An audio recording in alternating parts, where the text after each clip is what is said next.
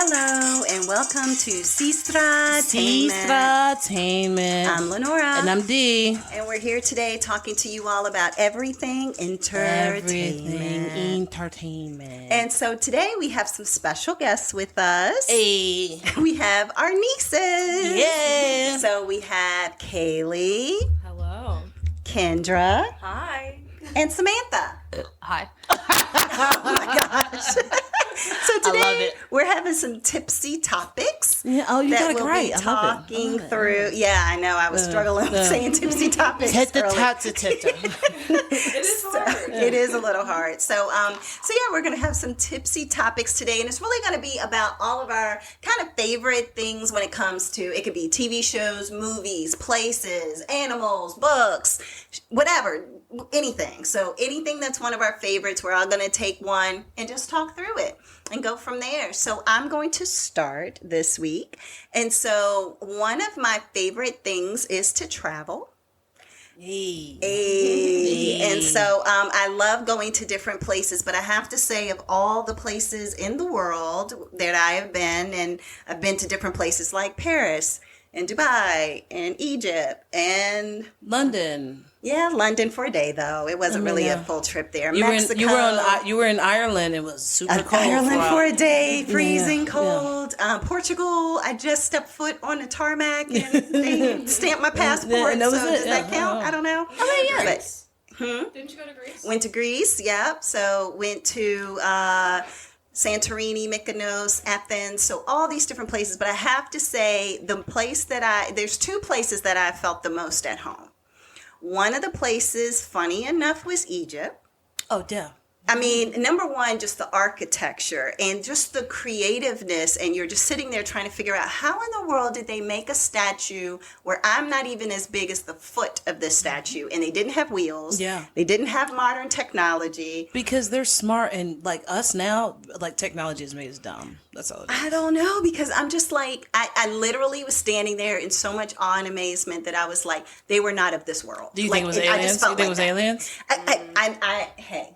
I mean, I'm just saying. I mean, we're not alone. Ancient Aliens is a show on TV. I know, and I love it. That dude on the the beginning of Ancient Aliens, the guy who talks all the time with crazy hair. I know he looks so crazy, but I just want to listen to everything he says. I don't care what he says. I'm just I'm with it. Right, but I think one of the things about Egypt was that when we arrived, because it's Africa and because I look like an African American, You look Ethiopian. Well, I do get Ethiopian quite often, but the first thing that I heard from the Egyptians was, "Welcome home." Yeah. Aww. And I was like, oh my gosh, I'm on my home continent. I am home. Y'all love me. You really love me. Right? So just them saying, get your Sally Fields on. Right. So that just them saying, welcome home, it was just very emotional, and it almost made me feel like I had goosebumps. Oh, yeah, absolutely. I was like, wow, this continent is officially my home. Yeah, exactly. And then also them, calling you cousin. It was so weird. Yeah. You would just walk around and or Michelle Obama. Or Michelle Obama. I did get that quite often too. Or Bob Marley, just because I had locks. Because I have locks, they were like, Rasta girl, Bob Marley. And I was just like, okay. But mainly it was just, cousin, come over to my shop, cousin. I'll give you a good deal, or whatever. So it was like the welcome home, the cousin. It was just like, we're family. Shout out to my boy Shady, by the way. Oh yeah, Shady's from Egypt. So yeah. So anyway, that really felt very special to me. And then also the other place that I go to on a consistent basis, and you and I took a trip there. Yeah, but I said we just came back. Mexico. Yeah. Mexico. Viva Mexico. So and you got the book too. I just love Mexico. I actually bought a book on how to move to Mexico. Yeah, what was it called? What was it called? It's like the moving to Mexico Bible. Yeah, the guide like to moving to Mexico, the Bible. Yeah. So it's different things about residency, because even though, we're always trying to, it seems like as a country, keep Mexicans from moving to the United States, it appears, that, they're actually not even allowing us to move there as easily as we used to be able to. And I agree. I mean, I totally get why that's the case. But for me, I'm like, look, to me, it's all North America. Whether it is Canada, United States, or Mexico, we're all North America. So why don't we just mix it all up and just everybody can just do whatever we want to do? Mexico is North America? I thought that was South America. Oh. No, South America. See, I failed history class. I failed everything about geography. See? Yeah, it's So It's geography. I had a 2.7 GPA. Thank you. All right.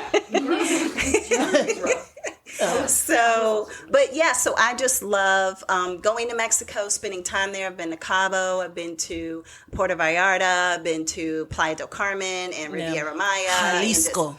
Jalisco, Nayarit. Those places. So, and interestingly enough, I try to use my Spanish as frequently as I can. So even today, I was like, okay, how do I name different parts of my home? So I'm like, cocina is kitchen, baño is bathroom. Like I'm just like going through and trying to like make sure that I know how to say, and because in my heart, I just feel like one day, hopefully upon retirement, I can move to Mexico. So that would be when like we win the dream. Mega Millions. We're all moving to Mexico.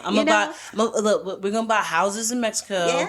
We can get like a little like a whole bunch of land like somewhere and just have like our own little compound where it's like all the family in a like cul-de-sac type thing.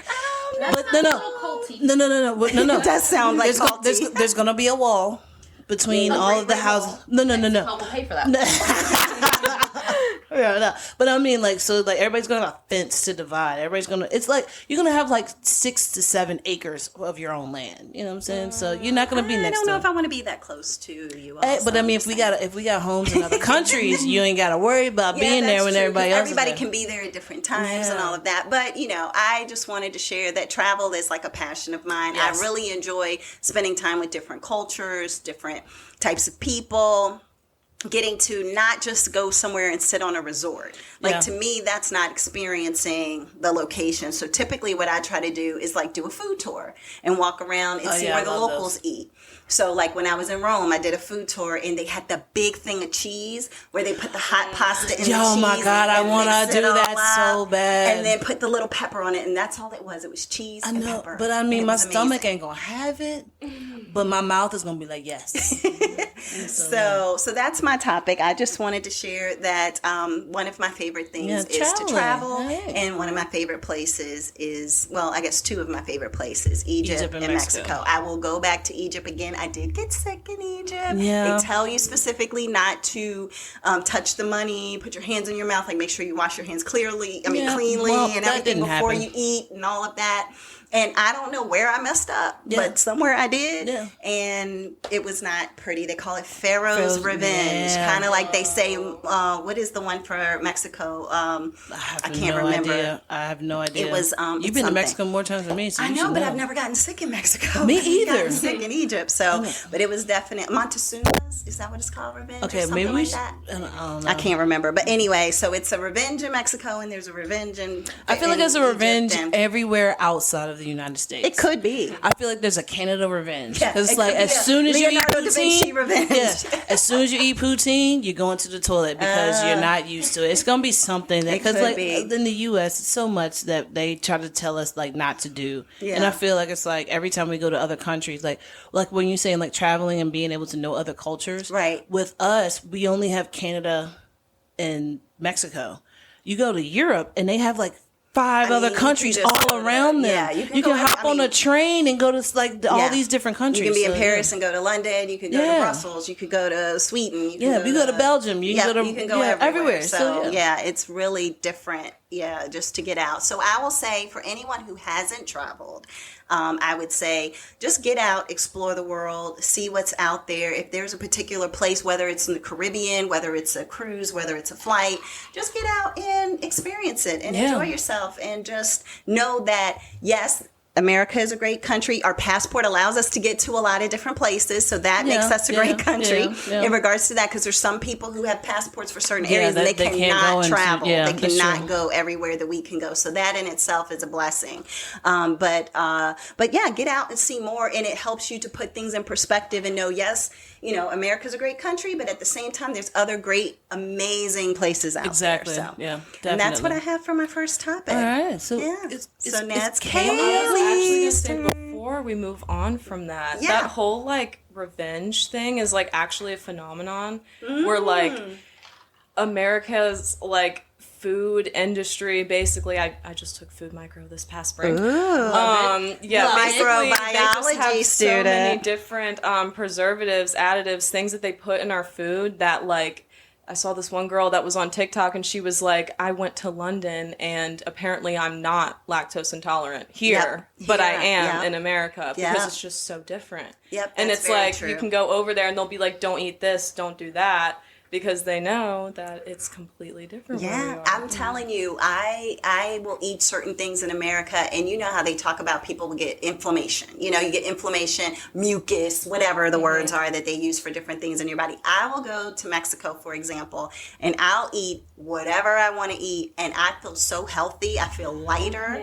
I feel like everything's fresh, and it's like, I don't know if it's GMOs or what it is, but it's like everything tastes different. Every time we go to Mexico, when we go to Mexico, I swear, I'm like, is anything that we're eating like, is it processed? No, when we go to Mexico, I'm like, is it processed? Because I feel like everything's fresh. Yeah. It's like, oh, you want coconut? All right, let me climb the street real quick and I'll get you coconut. Right. It's like, you see the fresh coconut there and they cut it. Yeah. Now you see the sour side. Yeah.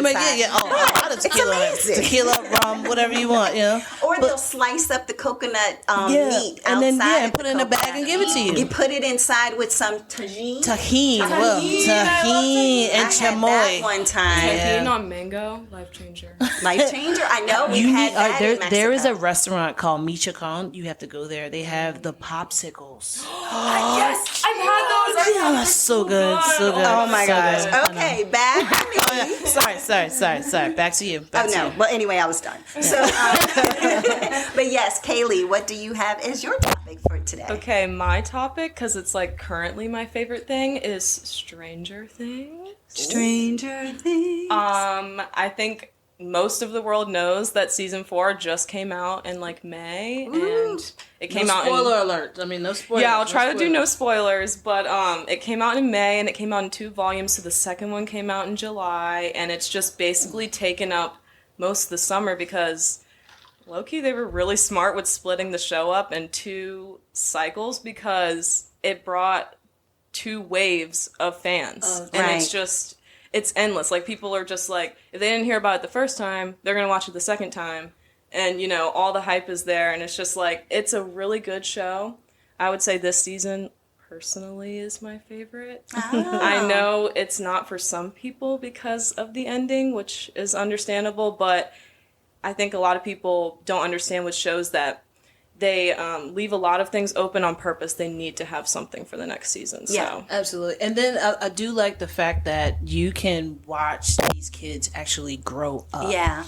And you're following them. I stopped watching at season 2, so I have to catch up. Yes, do they explain it, or do you just pick up right where They don't explain it. So basically the first season, I think they're supposed to be 12 or so, something like that, and then in the next season it's supposed to be a year later, so they're 13, and then in the next season it's supposed to be the summer after, like they had a winter, the last season of season 2 they had like a winter formal, and the summer after that was season 3, and they look so much older, because so much time passed in between. But people are like, well, logically, like, kids do go through growth spurts, and it's usually over summer. You know, a kid comes back and they look like an adult, and you're like, who are you? If you look at a soap opera, kids will be 3 years old, and the next day, they're 14. Yeah. So they didn't explain that, and like in season 4, like they looked really old, but if you look at season 3, you're like, okay, but that jump and then this jump, like, it's more tolerable. But I mean, that's kind of just the thing with casting kids. They're gonna grow, and that's the hard part. But like, the thing that caught people with Stranger Things was the fact that it was all kids. It was in the 80s. It was so nostalgic, and they wouldn't be able to have that feel if they had older teenagers, people that were like college age. It wouldn't give that if they didn't have like these 12, 13-year-old kids that like to play Dungeons and Dragons in their basement in the 80s, and they use walkie-talkies, and they, you know, ride their bikes around the neighborhood. Like, it all ties in together, and it's tough. 'Cause they really do their best, and honestly, I think it's easy to consume. A lot of people say that the growth in them is offsetting, but I don't know, I kind of like it. I feel like I've grown with them. Some of the cast is like only a year or 2 younger than me personally, and I'm 21, so You know, like, I feel like I've watched them grow in the show because I've kind of grown with them. The show started when I was a freshman in high school, I think, so... Okay. Yeah, it's been great. And then you have COVID that made it a bigger gap, too. Yes, So, and then that's like 2 years of them not being able to film these kids. But then think about it this way. If, like you said, if it was someone older, then you would have to think about, oh, well, now you have all this, like, stubble. So now when we shave you, now we're going to see, like, your 5 o'clock shadow slowly start to come in. We got to put more makeup on you. Oh, you're sweating. Now we got to put more makeup on you. And I feel like that would take longer. Yeah, and it also takes longer because the kids have, like, a legal type thing where they can only work a certain amount of hours a day before it turns into child labor. So that takes a lot longer to film because you can't just... oh, let's film this season in, like, 8 weeks. You can't do that. It'll take, like, maybe 12 because you can't have them on as often. Now, when they are in their, like, is that just till 18 and then they probably can film as long as an adult? I believe it's till 18. I'm pretty sure it's, like, a whole, like, if you're legally a child, you can't be on set for more than have, like, however a few many hours or something like that. Right. Now, does that one still have a bowl haircut? Yes, he does, and I feel so bad for Will. Someone help Will. Save Will. Save Will. That poor haircut. thing. I'm just like, they're not helping the kid. But that was the haircut in the 80s, right? You put the bowl on your kid's head and you if you hated them, I guess. Yeah. I mean, the 80s. That's what it was. Yeah, that's what it was in the 80s. I mean, I was gonna say I kind of like how they use like actual children. They used actual kids. Yeah. Because I remember growing up, there was like shows would be like, oh, this is a teenager. That is a 23-year-old woman. That is not a teenager. I like actually seeing the kids. Like Euphoria. Yeah, I like watching them grow up. They're cute. They're nice. And you get to watch them make mistakes and do things that you're like, oh, I did that. You shouldn't have done that. Right. You know, stuff like that. Yeah, you see them be innocent, and then you see them like starting to learn their lessons and seeing them grow. So that is awesome. Yeah, and you can see it in the acting too. Like when they were kids, they were much more like all over the place, you know, like, and like, you know, that's good acting for a kid, but you know, once they get older, they're more settled down, mellow, because they're supposed to be these angsty teens who just want to put on their headphones and listen to their Walkman and stuff. Like, it's just like, it's the same thing as nowadays, but just, you know, different. And it feels nostalgic even if you weren't around back then. Right, and that's what I was going to say. I grew up as an 80s kid, so that's the interesting thing for me when it first started, where I was like, I was like 10, 11. Like, I graduated in 90, so I was a teenager in the 80s, and I remember buying my first Walkman. It was yellow, and, you know. Was it a Sony? You got a Sony? Sony. Wait, pause. Mom and Dad bought you a Sony Walkman. I am not confirming or denying if they bought it or if I bought it for myself. I honestly can't remember, but yeah. I know, right? It was so amazing. I had like the Walkman that I had was probably like her leftover one that she left when she went to college. That's just a given as a younger sister. Appreciate. I appreciate. I get most things in life free. I mean, like that was probably one of the best things, because like if they give you good stuff, and you know they hold on to everything, so you know come down to me, it's no problem. And the other thing is I grew up on records, where everybody now it's like this cool thing to have records, and I bought my Sugar Hill hip hop. That was your record? Hip hop, you don't stop. So when it was in bang bang, it was up, drop the boogie to the rhythm of the boogity beat. So that was my very first record that I bought. That was yours? Yeah, the whole time. So when it was in the basement, right, in the record player, and I used to like put the needle on it, and I would spin it, and you could hear it play from out where the needle is. And I always thought it was Mom and Dad's record. I never knew it was yours. It was my record, my very first record. You were in college, so you weren't around, so I didn't know. I knew hip hop rap was going to be huge, so the first thing I purchased was that. She called it. Yeah, and now look, it's just grown and grown and grown since then. So you know, like that whole like tapes thing, that actually reminds me, like, I don't feel like this is much of a spoiler, but just know that in season 4, music is a big thing. Yeah. And they need music in, like, rapid, urgent moments. And they have to scramble through these tapes and try to find them and, like, shove them in the Walkman and, like, put the headphones on her real quick. Like, they have to, like, hurry up. And it's just, like, it's so different than, like, pull up the song on Spotify, play it. You know? Yeah. And it's, like, you feel that, like, sense of, like, urgency with them, where they're like they have to like go through this and like look for the song that she knows. Was it side A or was it side B? Exactly. Yeah. That's what you're watching, and like you I've never lived through that, but like the show does it so well that like you feel their panic, you feel the limit that they have in that era. There is nothing like sitting at the radio, waiting for your song to come on, and you're getting ready to push record and play at the exact same time so that you can record it, not get the DJ's voice, not get commercials, just get the song that you want, and the joy you felt when you were like, oh, I recorded it exactly the right moment, like this is perfect. And then you have to wait for the song to end so you can stop it. And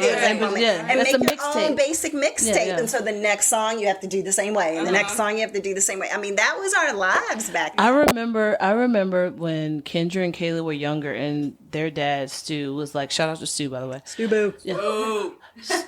He was like, hey, do y'all know what this is? I remember Kaylee being like, 8-track? I remember this vividly. Oh my gosh, and the way you just said that brought it all back. And he was like, no, so look, there's songs on this side, and then you flip it over, and there's songs on the other side. And she was like, the confused look on her face was like, wait, so you flip it over, and then it's different songs? Then it's different songs and music? Like, you can't do that with a CD. And then she was like, well, how do you go to the next song? You got to fast forward and then push play and see where it's at, and then fast forward and then push play. Yeah, because there was no indication to tell you that the next song was going to start. Yeah, exactly. So, okay, I was born in 2000. Cut me some slack. I feel like that's where people are like, oh, those are the babies. Yeah. That's where they start. You're the baby in the room. You're the baby. Yes, I am. But all right, well, thanks, Kaylee. Great topic. Yeah. So next we're going to move on to her sister, Kendra. Hey, Kendra. So what topic do you have today? So one of my favorite things is to watch TV. I don't like movies because my attention span, I don't know why I can't do it, but I can't. TV shows I can binge, though. So my current show that I want literally everybody to watch is called Severance. It's on Apple TV. I've heard of this. Everyone's heard of it, and then I'm like, you have to watch it. Like, you've heard of it for a reason because it's so good. Okay. And basically what the point of the show is that it's kind of like an alternate reality where basically people can choose to sever their brain, so they will go to work and not know any of their personal life while they're at work, and they'll just work through their day, not think about home. Everyone else that works there also doesn't know anything about their personal lives outside of work.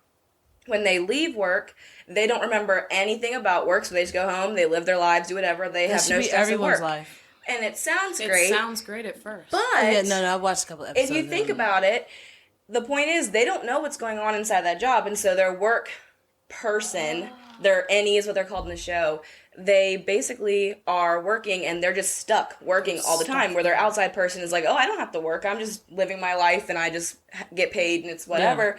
And it gets to a point where they're on the show and they're like, well, what actually are we doing in there? Is it a good thing that we're doing? Is it bad? And there's people that are arguing against it because they're like, well, how do you know what you're doing is like an ethical thing that you're doing? Yeah, that's true, yeah. And it's only been one season that's come out so far, so if you start it now, you'll start to watch it before a second season comes out. You can binge it. Yes, it's really good. Have they already said a second season is coming out? Yeah, a second season is definitely coming out, but the first season just ended back in, I wouldn't say like May or June, so it just freshly ended. Truly amazing. The ending...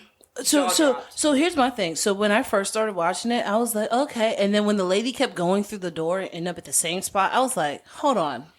And I love how they do that because they have you for a second being like, is she stuck in a loop? Is she stuck in a loop? Exactly. That's what I was thinking. But it's not. Yeah. I won't spoil it. Yeah, don't spoil it. Don't spoil it. Don't spoil it. It's not like that. Like, they really work it in, like, well, where, like, you're so confused watching it at first, but then when you watch it back, you're like, oh, that's what was happening. Well, something that's, like, not a spoiler, but also kind of, like, an idea of how they really don't know what's going on is the main character, his name is Mark, and when he's in there, he does something that gets him in trouble. And so when they get in trouble, they have to go to something called the breakout room, and he ended up having a bruise or a mark on his hand from being in the breakout room and getting basically disciplined for whatever happened at work. And when he gets out of work, he just goes out and he notices that he has, like, bruises or a cut, and he's like, okay, whatever. And when he gets to his car, there's a note on his car in the parking lot that basically is like, oh, you bumped into a printer or you dropped something on yourself. Here's a gift card. Okay. You did fine. Like, you're great. Like, you no talking worries. about like the main character Mark is played by Adam Scott. Yeah, yes. He's I didn't realize how old he was, but he's up there. How old is he? I think he's remember we looked him up. Remember because we were talking about him when we were talking about Maya Rudolph. He's like 45.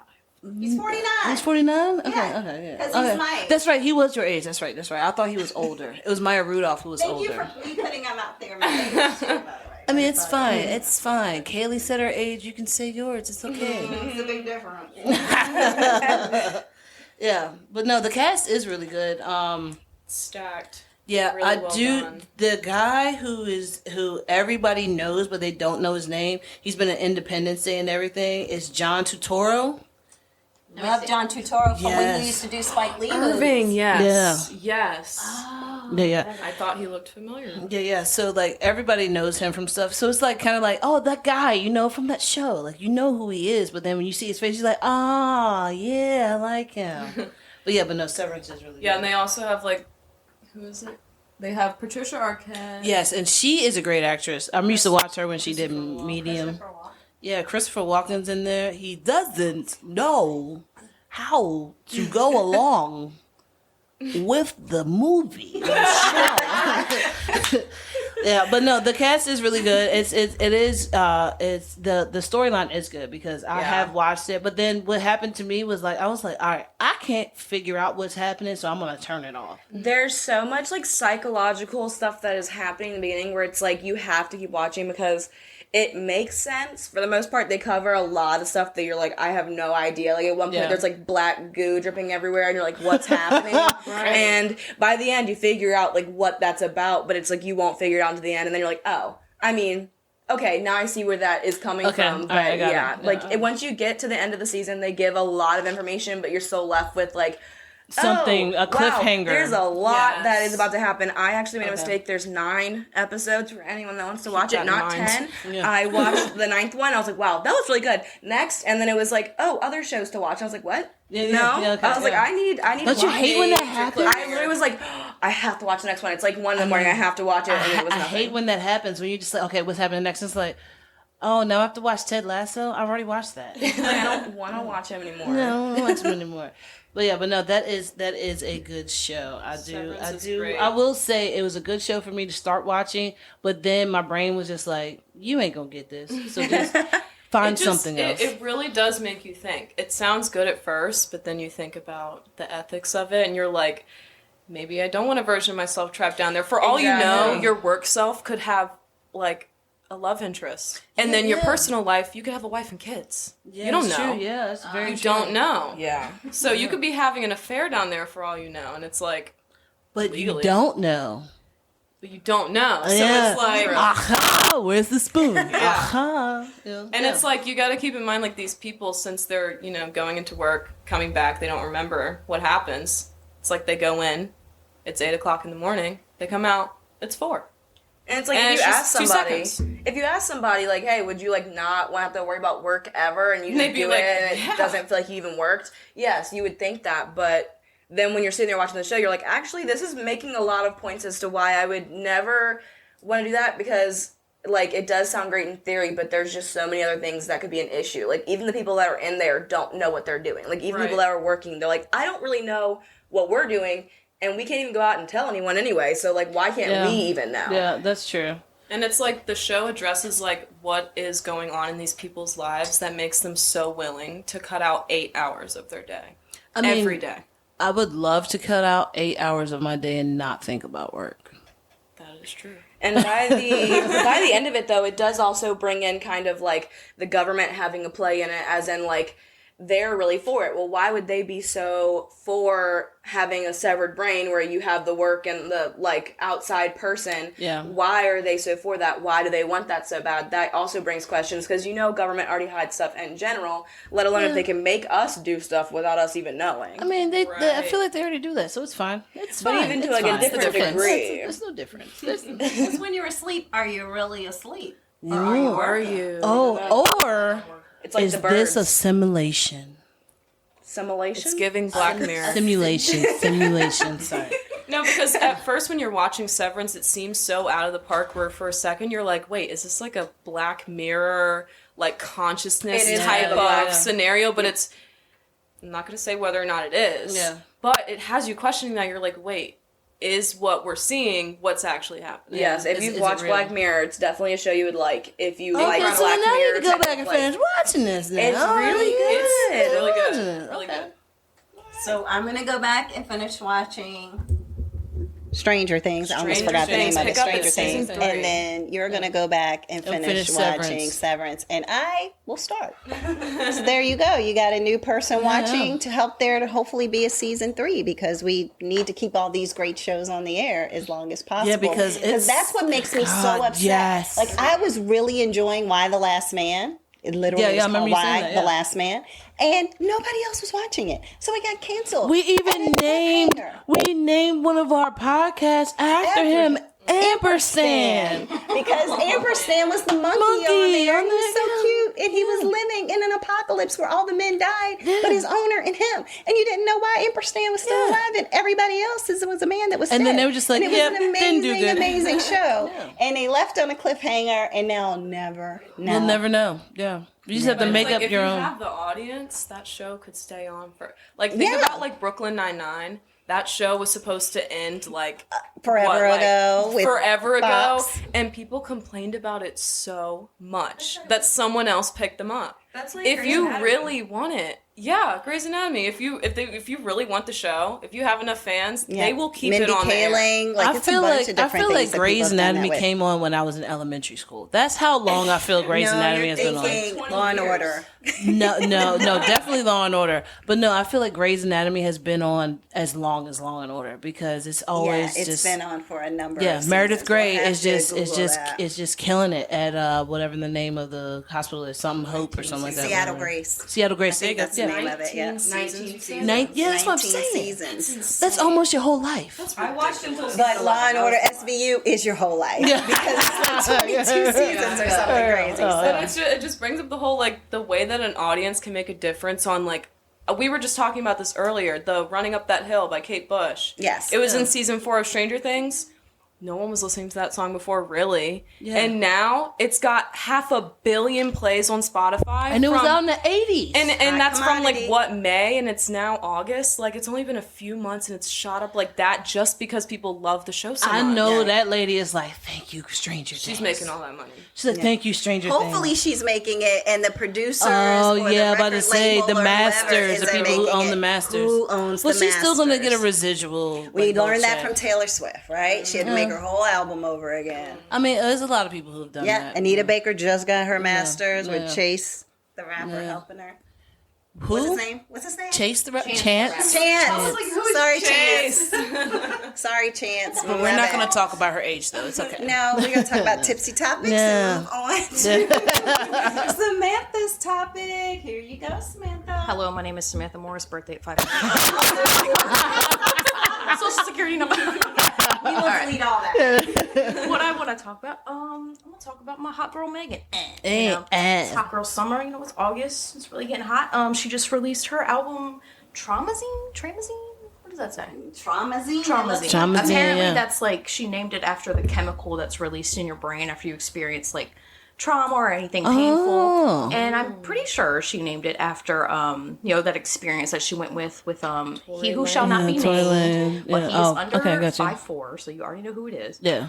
That whole situation and the whole like her speaking up and then not being believed, and her whole, it definitely had something to do with her being a black woman. But it's not even that. I think it's also that she's just being a woman in the music industry. Nobody listens to women in general. And, so, it's, if there's a man that wants to have, physical relations with you and you turn him down, apparently he will shoot you in the foot. Yeah. And then no one will believe you. You'll be made fun of in the media.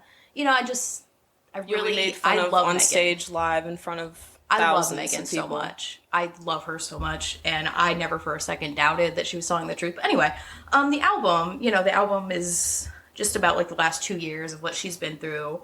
So I think some of my favorite songs are probably Not Nice, Budget, Miss Nasty.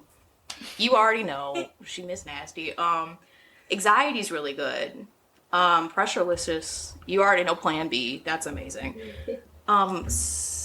Southside Royalty Freestyle. That's really good. Her freestyles are really good anyway. Oh yeah, but she's been rapping for so long. She's like she was in middle school rapping, like at the kitchen, at the like the table in the cafeteria, you know. And like in the album, a lot she mentions just anxiety in general, not even about the situation. She mentions, you know, making her mom proud and stuff because her mom died when she was, I think, a teenager or something. So she never got to see her, you know, succeed, get the fame that she got, get the recognition she deserves, or graduate from college. I know that was a big deal. Yeah, she graduated from college, but having like a #1 record. She said, like in the album, she mentioned that she wanted to quit because it was just too much and it was so hard doing this and that. You know, just going to school anyway is hard, but going to school and then having performances and albums and stuff you have to do and features, like, I don't know, just really proud of her. She's like, I don't know, she makes shout out to Megan Thee Stallion. Yeah, shout out to my girl Megan Thee Stallion. You ever want to hang out on Free? Like, I am free as well. No, everybody here is free. I don't know. I if love you her need so much. Lenora She's so is, unapologetically like sexual and aggressive, and I wouldn't even say full of herself because she ain't even made it to dessert. She knows who she is, and she's not going to be given anything less than what she deserves. Yeah. And that's why I love Megan Thee Stallion. Period. Awesome. Well, you saw what The Rock said, right? I agree with him. The Rock was like, they asked The Rock and Kevin Hart, so they were doing like a little movie, and they were just like, if you could be anyone's pet, who would it be? And it was like, The Rock was like, no hesitation. Megan Thee Stallion. It's like, why Megan Thee Stallion? He was like, we don't want to talk about that. You don't need to. You already know. And she saw that. She was like, okay, period. And I was like, okay. She's so funny. She always like interacts with her fans on Twitter and stuff. She's very down to earth. Great. And, I love her. I feel like that's really important nowadays, like social media with celebrities. Like they can either do it really right or really wrong. I feel like celebrities that do it really right, Megan, Doja, like Lil Nas because they're X, doing their own. Right. They're doing their own. They're not paying someone to do it for them. And these are also people that like low key started on the internet. They started on these social media platforms, so they know how to work them, and it's really taken off with them. Especially like platforms like TikTok. You can have celebrities on there that'll be like, you know, such like full on high production skits that it's cringy. But then you have like Doja Cat on there being like, I'm gonna make my coffee this morning and you're gonna watch. And then you're just like, she's so funny. Yeah. Have you seen Megan like on I don't know if she does it anywhere but Instagram, but it's like her little like check-ins that she does with her life. She's like, oh yeah, how is we in? Oh yeah, she does. But she speeds it up when she talks though. Yeah. She speeds it up when she talks. I'm like, oh wait, I gotta listen to it again because I missed some stuff. She just seems so much. The guy who was very famous on TikTok for doing the skateboarding with the cranberry juice. Oh yeah, that guy. Yeah, he's now an actor. He's on Reservation Dogs. It is crazy what TikTok can do for people. Like I've seen so many TikToks of people being like, "This is my family-owned restaurant. My dad he bought this restaurant back in like the 90s and it's about to go under. If you're in Brooklyn or whatever, New York, like just come by, get something for lunch, like, you know, just stop by." And it'll be like, they'll update and it'll be like a line around the block. Yeah. And it saves these people's business. It changes their lives. Just because of the people they can reach on this platform. It's insane. Yeah, I know. That is awesome. I mean, I would do a TikTok, but I don't want everybody knowing me. I want everybody seeing my face. I don't like that. That's understandable. Well, I feel like maybe I need to get a mask like, or something. If you want to do a TikTok, especially if you start out with no following, no followers, no like connections or anything, like it's impossible. No. Impossible. At this point. No. My friend drives a truck, and he started last year, and now he has over 700,000 followers, and all that he does is he's driving the truck. He's like, "Hey guys, driving the truck. These idiot in front of me just slam on brakes," and I'm like, "Bro, you got like 3,000 people watching this, and it's like that's how it just." It is. Well, part of it is the lives. That's the thing that gets you can live stream anything. So once you have 1,000 likes, once you have 1,000 likes, though, that's when you can go live. So I don't have 1,000 likes. I mean, Kaylee has 1,000 likes, so we could have started. Kaylee, we could have did this on her. Okay, I have one viral TikTok, and it was nothing to do with me saying anything. It was just a bunch of clips to a TikTok sound, but that's all it takes. It's all it takes. And then you can go live with literally people will live stream like SpongeBob. Yep. And I will sit there and watch it for hours, and so will 12,000 other people. Yeah. So your aunt watches TikTok live all the time. That's what helps her go to sleep. I don't even watch TikTok anymore. I go to TikTok, whatever the first thing is, I'm like, okay, whatever. And I go straight to live and I'm like, what are they doing today? Oh, they're painting bears. Okay, they're pouring all this paint on top of bears. Okay, I'll watch that. Oh, somebody's making a cake. And it's for somebody's birthday. I'll watch that. You know who started TikTok lives today that was swimming in the ocean and I could see them with all the fish in the ocean. Or like they're like rolling ice cream or like they'll just be like, oh, I'm at Target. I'm going to work the cashier today. I'll just set up my phone. It is that easy, people. And one lady, she actually is like a merchandiser. So she will go to these different apps and they'll say, go into the Walgreens that's on this corner. Go inside and see where the baby food is. And if it's in the right spot where it should be, take a picture of it. And you get paid like $7 just for going in and doing that. And then she just goes to the next spot and goes to the next spot. And her husband don't work. All they do is do that for a few hours a day. And like one might be $7, one might be $20. Right. Sometimes they have to buy the things and they get the money back. Sometimes they don't have to buy the things. They just have to take pictures. And I'm like, people make money off of everything. Yeah, I feel like the original, I feel like if Bob Ross was alive today, great man, he would have the most followers on TikTok. Happy strokes. Take some titanium white. I feel like most of that, like the ice cream stuff, and like you've seen the videos of like cars running over stuff and it makes crunchy noises. Oh yeah. People love satisfying things. Oh yeah, that was it. Oddly satisfying. The ASMR. Yeah, you did a when we did the podcast, you did that, and you was like, I'm going to talk softly. See.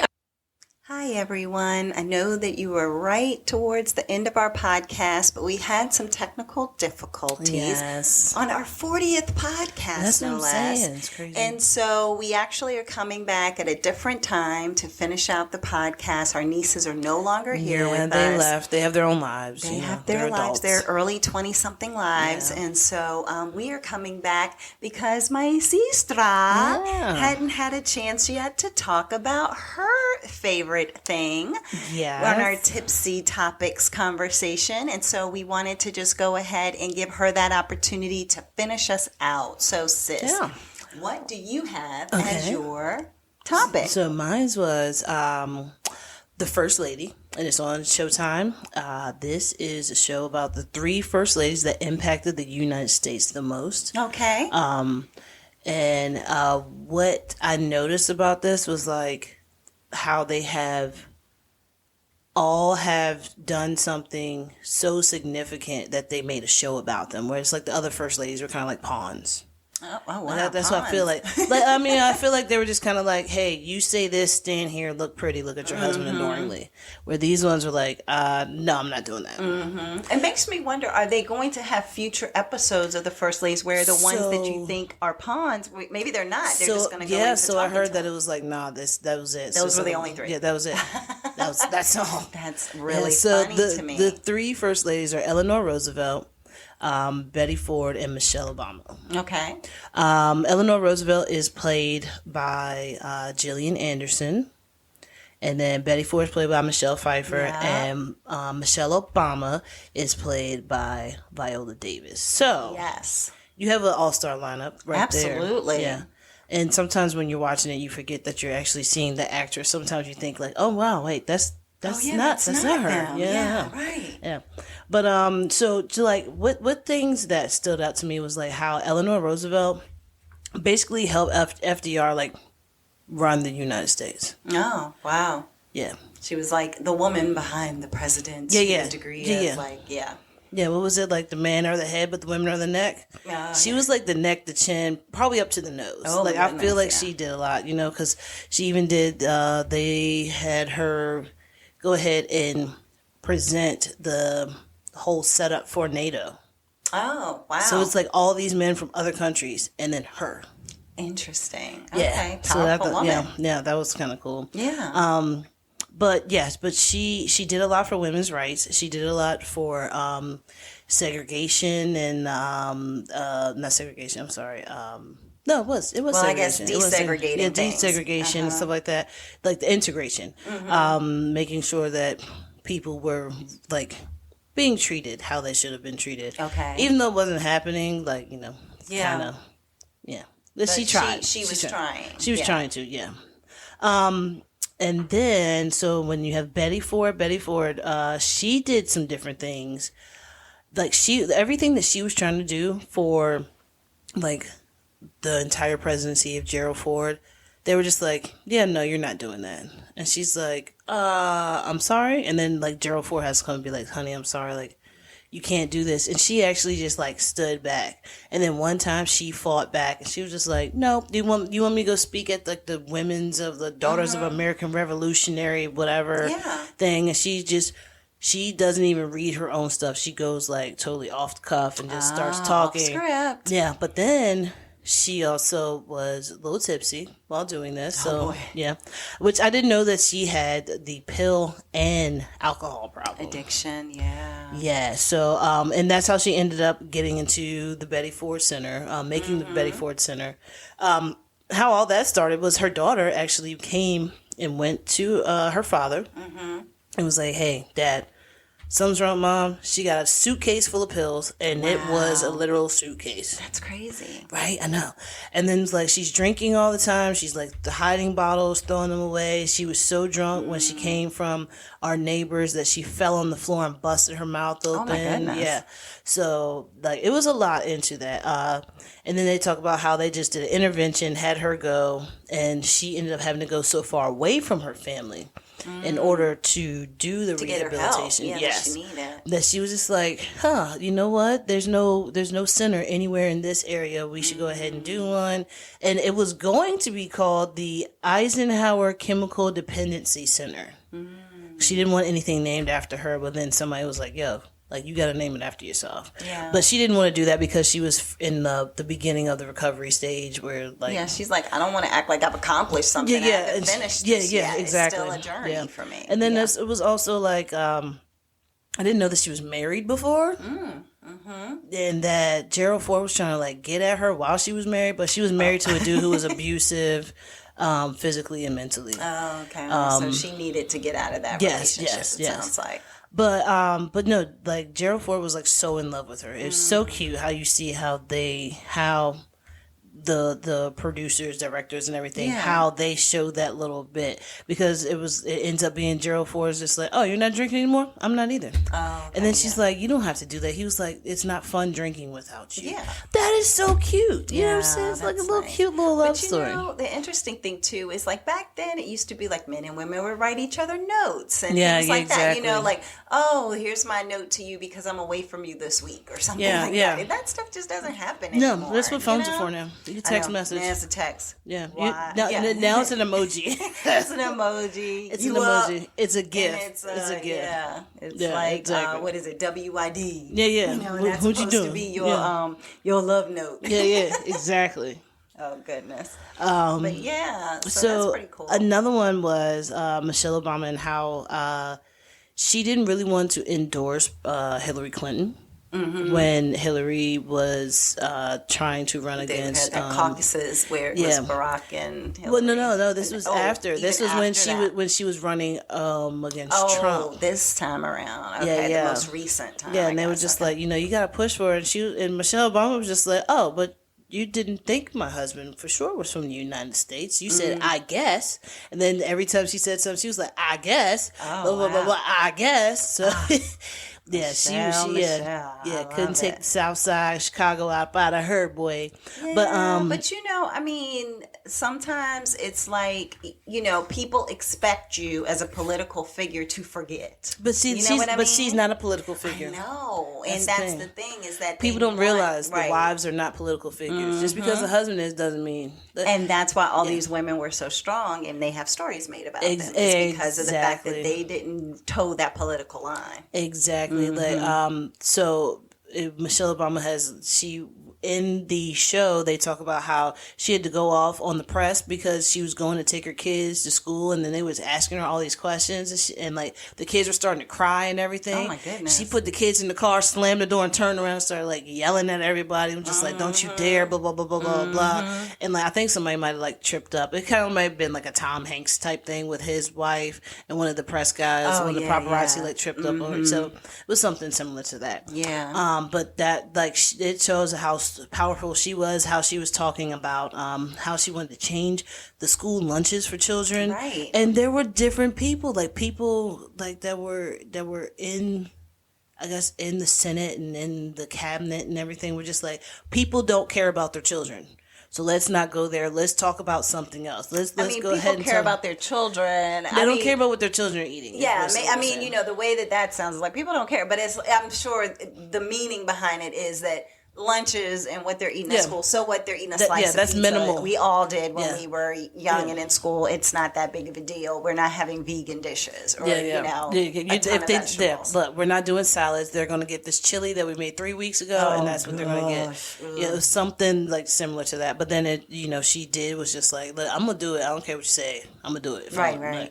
So she did do a lot. And she used to exercise. And that was the thing. It was like get up and move. Was like the name of her thing. And that's the first time that I remember, and I think it was a big deal, where a first lady showed her arms the way that Michelle Obama did, like, because most first ladies have to wear those suits. And you mean like shoulders like out? To actually show like yourself in a even a workout outfit that's like a tank top, or you're working out, or whatever, you know. And it's like, she's a first lady. But I feel like all the rest of the first ladies were pretty up there in age, though. I mean, yeah, a lot of them were. I mean, you wouldn't see Nancy Reagan like out in the gym. That's the point, though. That's the point, that all of the older ones were always in the suits, the blouse, the blouse with the tied in the front. Yeah. You know, It was like because that's how Betty. It didn't matter if it was Democrat, Republican, anything. It was just you were always more buttoned up. You couldn't really like let yourself be free. So in her first lady picture, that was like drawn picture of her, showed her with like a top on that was more like not a tank top, but you know, just a top that just didn't have any sleeves, like wide and you strap. could see her even like muscles, you know, or her definition in her arms. It was like people having an uproar about that, and I'm like, but she's younger. She's got great. I mean, I'm trying to get Michelle Obama. Yeah, she got Angela Bassett arms. Exactly. What's love got to do with it, Angela Bassett? So it's like, why do people always have to find something to be critical about? Because everybody has to argue with everyone else, and you know, the other unfortunate part is that if Betty Ford were around today, he'd probably be kicked out of office because his wife has an addiction. She was married before, so that would have been an issue because that was an issue back then. But I was going to say back then it would have been an even bigger issue because you barely heard of people having divorces back then. That's true. It was a bigger issue then, I'm sure. And then, the pills and everything. But I think it was hidden for the most part. They kept saying that she was sick or whatever. She wasn't feeling good when she was going to talk. But I'm saying now there's nothing that can be hidden. When she starts slurring, then you're like, she tipsy. She just put her wine. She walks out to the podium with her wine glass, and then she's just like, I'll just put it down here on the bottom of the podium. Yeah. But you couldn't even get away with half of that as a first lady now. Like, you have one tipsy moment and they're going to be like, no, this is unacceptable. If he can't control his wife, he can't control this country. And, you know, it would just be a huge, that's just so brouhaha. So, you know. But I will say, what I did not know about was Eleanor Roosevelt. Supposedly she had a love interest. And there's supposed to be a book about it, like intimate letters between Roosevelt and Hicks or whatever. And I think the lady was a journalist who ended up working for the White House and working for Eleanor Roosevelt. And I think that they were supposed to have like this little love interest. They even said that what's his name, J. Edgar Hoover? I think it was. Wait, no. Was it J. Edgar Hoover? I don't know. No, he would have been like, no. Because that would have been way too long ago. No, I don't know. Anyway, what are you trying to come up with? But it was someone. It could have been Hoover, but it was someone who was going around saying that she was a communist and trying to like catch her with like out in public with this woman. So that was part of that was part of the show as well. talks about FDR and his little affair that he had with someone who was very close to Eleanor Roosevelt, which was like an aunt to their children. It gets details like interesting. Yeah, you get to learn a lot about the first ladies that you did not know. But I do like how it just touched on different things, different small things where you'll be able to be like, oh, you know what? I can see it from like that point of view. I can see the frustration of like, no, you can't do this when you know that this is going to be something that's going to be good for the country. Right. And it's like, look, I understand that you're trying to do this because it's the primaries and you're trying to rerun and blah, blah, blah, blah. But it's like, but if we were already on the way to do this, why would we stop now? Because those people are the ones who are going to vote for us. So if we go ahead and do it and keep going this way, you know, it might make some people mad, but then the majority of the people are going to be happy. But I mean, you can't please everyone, so you definitely can't do that. I mean, that's you can die trying, but you never will. The whole United States, like you just cannot please everyone. Yeah, it just can't happen. Yeah. I mean, it could just be somebody saying, "Oh, look, there's a new baby born. Isn't everybody happy about this?" And there'll be somebody who's like, "Can they afford it?" Aren't we already overpopulated? Or gosh. It's the smallest thing. It's like somebody saying, "God bless you," and it'd be like, "I'm atheist, bro." It's just it's a saying. Yeah. Calm down. Mm-hmm. Just let it go. Yeah. But that's what I had. Check it out. It is called The First Lady, and it is on Showtime. Okay, awesome. So the First Lady on Showtime. It sounds great. I might have to go ahead and check that out myself because some of the things that you're talking about, you know, number one, it's all history. And depending on how you grew up, the school system you went to and stuff like that, they don't talk about this level of detail in regards to history. Not. And so it's good to find out about things that they have politically researched, found out about, people have written books about. They know that it's not libel or slander or anything like that. These are the true facts about these people. You know what I really wish they would have done though? That one butler that was at the White House all along. He's been there forever. Yeah. I wish they would have had him just pop up and everything. But you know what? I probably should go back and check and see. You know, he should write a book. That butler should write a book. Because I know he sees some things. I mean, you know, like people have written books for less. Like, I mean, about less. Yeah, you know? exactly. So having somebody who has... They probably made him sign like an NDA or something like that. Yeah. You're probably right. Like that would be probably number one on his application is you got the job, sign this paperwork to say you will never speak of anything that happens in the White House. But I mean, I know his wife knows some stuff. Probably his wife's probably like, what? And who... Get out. There's a tunnel. Not Marilyn Monroe. You know, something like that. I'm pretty sure. While it's happening. Yeah, while it's happening. So, like, we're finding out about things years later. And he's telling his wife in real time. It's like, wow. Hey, these are things you need to know. I know. Yeah. Girl, did you know? Well, thanks everybody for hanging out with us again with Sestra-Tainment. It was our part 2, but you know. Part 2 of the Tipsy Topics. So thank you for bearing with us through our technical difficulties. We really appreciate our nieces for joining us on this episode. Shout out to Samantha, Kendra, and Kaylee. All their great knowledge and information. We're going to check out their shows as well. Exactly. All right, everybody. And Megan Thee Stallion. Oh, yeah, and Megan. Everybody have a great one. Talk to you later. Bye.